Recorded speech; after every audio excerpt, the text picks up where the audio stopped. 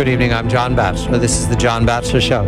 Ebola, the pandemic in West Africa, is on everyone's mind, but especially those running for election or re-election in 2 weeks' time.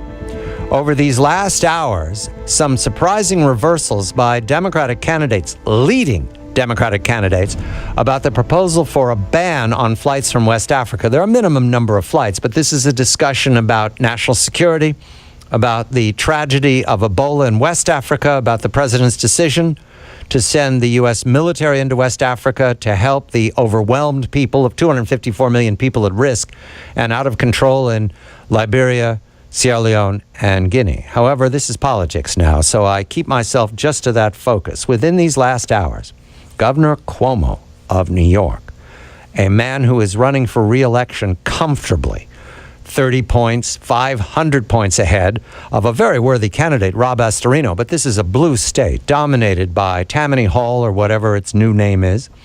And Governor Cuomo, the son of a governor, is strongly running a very strong re-election campaign. Except on Thursday, he was dismissive of, let me be diplomatic here, the idea of a flight ban, despite the fact that his opponent supports it. And now, within these last hours, reporting from Albany, Governor Cuomo says he should seriously consider a ban on flights, a reversal. What explains this? We can see in North Carolina, Kay Hagan has now supported a ban. She's running in a very tight race against Tom Tillis.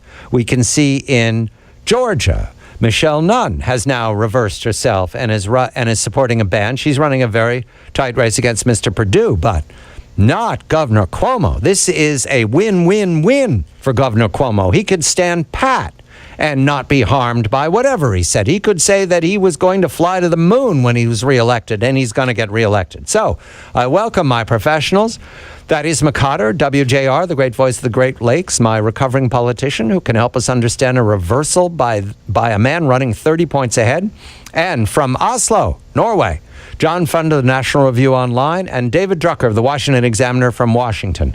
I begin with you, Mr. Drucker, because you're watching this and those tight Senate races. We could rationalize that Democrats running for re-election or election, in the case of Ms. Nunn's part, for the first time, might want to waffle a little bit because there are just 2 weeks left and the elections are very tight. But what explains Andrew Cuomo? This is a national figure. This isn't a minor person. Albany is one step from Washington. Good evening, David. Good evening, John. And look, I think what we're dealing with here is an unpopular policy in terms of the opposition to a travel ban, a temporary travel ban. The failure of the administration to explain its opposition to a travel ban in a way that Americans can understand and accept. And I think somebody like Governor Cuomo, as you said, doesn't have to worry about winning re-election, but may have higher aspirations. And we don't know how the Ebola issue is going to end up. It may amount to nothing. But if it amounts to something, people are going to be very upset, and they're going to wonder why people who oppose the travel ban, a temporary travel ban, couldn't bring themselves to do so. Mr. Fund, watching America's gyrations from the distance on the other side of the Atlantic, do you understand Governor Cuomo's change of direction? Yes. He probably believes it's actually a sound policy because the vast majority of people from those affected countries would land at John F. Kennedy Airport or similar parts of New York. And I believe that Governor Cuomo is doing simply what he believes. It's not political, and he certainly has no confidence in this White House based on their performance so many times in the past that they necessarily know what to do the right thing. This White House labors under the mistaken impression this is automatically like the swine flu epidemic of 2009, which turned out not to be very important. However, the fear factor of Ebola is so overwhelming, the public is demanding at least a better explanation for the president's lack of a policy on the travel ban, rather than just saying that it won't matter. Thaddeus, what's your intuition about a man 30 points ahead reversing himself within 20 hours? Well, I think he's looking at the next step. As you put it, John, Albany's a short step to Washington. Right. There's absolutely no confidence in the policy put forward by the president. You're looking at Governor Cuomo, who's looking at Washington, and he's saying to himself, if this becomes a true epidemic, what are people going to say about my position opposing the temporary travel ban? So I think that while Mr. Fund is correct in a sense that he may believe it's the right policy, it also happens to fortuitously coincide with the fact that he does not want to have to answer the question of why you were against the travel ban when it could have helped prevent what may happen. There's an election and the Senate's in question, and there's 2 weeks and the polls are shifting, but all of a sudden Ebola dominates the conversation. That suits the Republican Party because it underlines the doubts about the president's administration. Let's put it that way these last weeks. David, the puzzle here, though, is that this case is being pressed very hard, and the president reaches for Ron Klain. Does that mean that the president is expecting worse ahead? Mr. Klain is a very smooth talker. He's a man you'd push out there when you're maintaining to get through the last days without a disaster. Is that why he chose Klain? Look, I think the president needed to show the public that he was doing something, that he was acting, and the easiest way in Washington to show the public that you're doing something is to hire somebody and put them in charge of the crisis or the problem.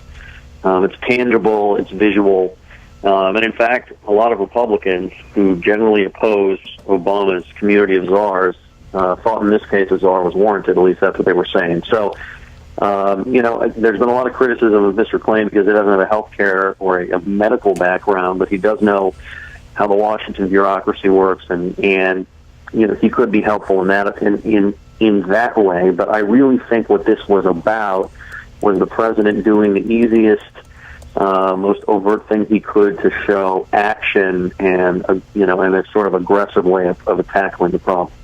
Mr. Fund, a political actor, I'm being generic, for Ron Klain. Does that satisfy, does that comfort the public that he's going to spin us?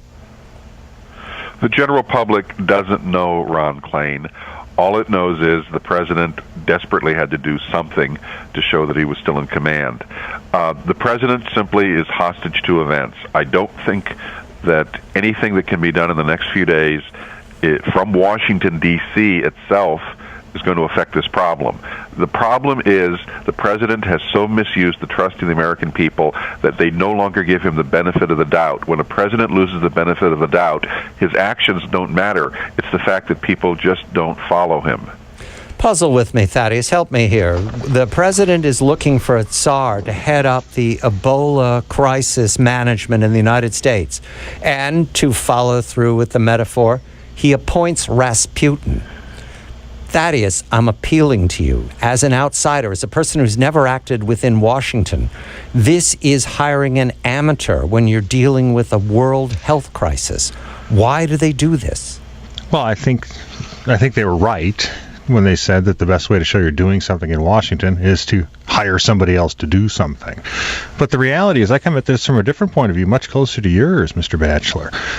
We have been told for years that the United States, the Center for Disease Control, our emergency individuals, that we are prepared for this type of eventuality to prevent such an outbreak.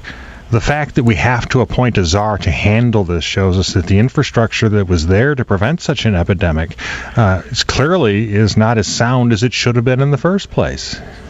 And to appoint somebody with no background in health care is certainly not going to reassure the American people that if we had to appoint somebody, you at least put somebody in there who's had a stethoscope around their neck. You can tell he's lying, his lips are moving. Okay. We're going to turn to the rest of the election later, but right now, Ebola is much on the minds of all politicians. Will it be there on November 5th? I'm John Batchelor.